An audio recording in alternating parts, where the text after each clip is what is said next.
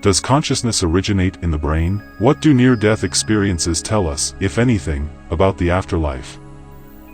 Will your consciousness continue beyond the death of your body?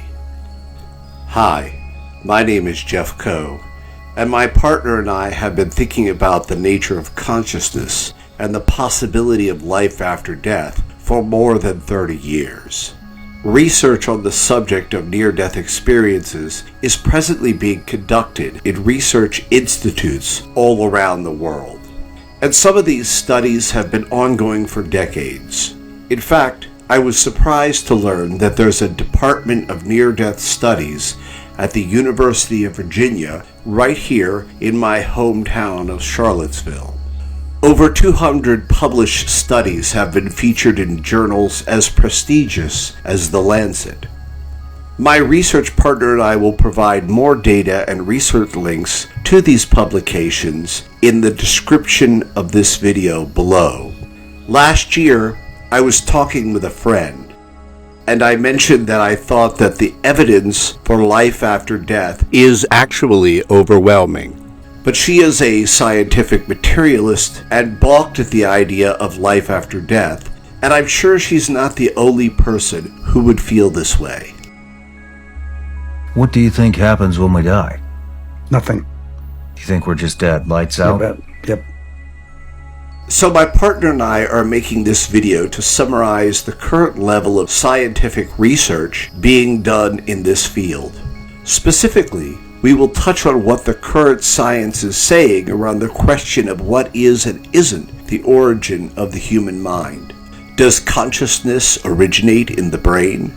We will look at the levels of research being done around the world on the subject of near-death experiences and whether a medical reason exists for this known phenomenon. Dr. Pim van Lommel studied medicine at Utrecht University in the Netherlands. In 1988, Dr. Lommel launched a prospective study of people who reported NDEs while their brains and hearts were in a state of clinical death.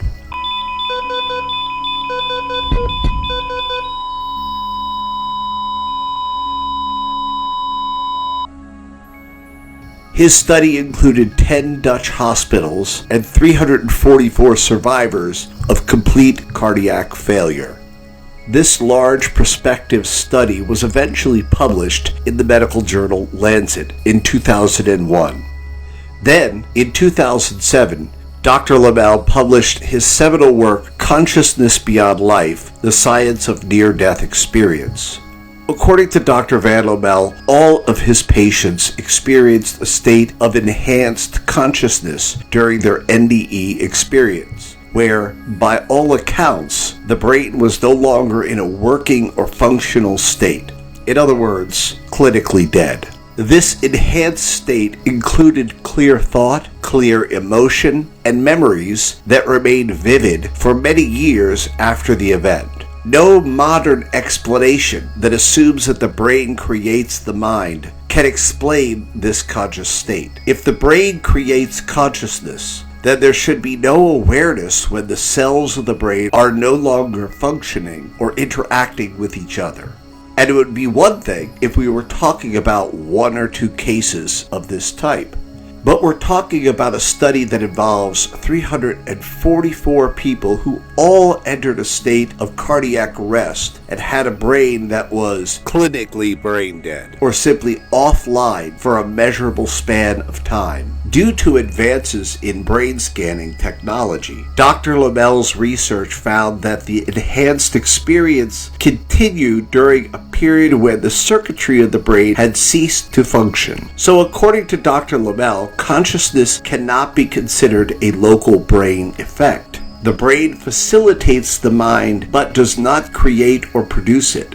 And those who try to dispel the evidence for this conclusion are clinging to beliefs about the brain that are not supported by either research or fact.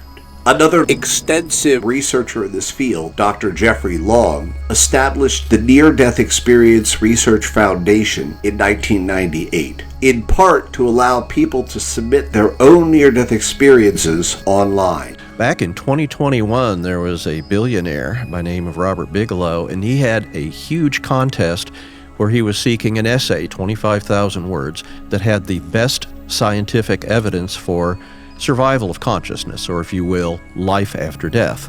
So over 1,000 people submitted essays because, well, the prize money was huge, and over 200 essays were selected for review by a very scholarly panel of judges. And so as a result of that, of the 200 essays reviewed was some of the most stringent scholarly peer review imaginable for subject matter like that. There are currently over 5,300 NDEs posted on the NDERF website today, and this represents the largest collection of publicly accessible NDE accounts anywhere in the world. Obviously, when it comes to the question of life after death, everyone must make up their own mind as to what they think is real or illusion. There is certainly no scientific consensus on the question of whether consciousness can exist beyond the physical body. On the other hand, the level of detailed research being done on this subject should give those who've decided to believe the unfounded assumption that the brain is the source of your conscious mind a reason to reconsider. Prestigious medical journals like Lancet do not publish scientific research if the methodology behind that research is either misleading or flawed. And the mountain of research that has been done on this subject would take an honest researcher many, many years to cover. And this should give one pause and, at the very least, cause one to approach the subject with an honest and open mind. Stay tuned as we continue this exploration.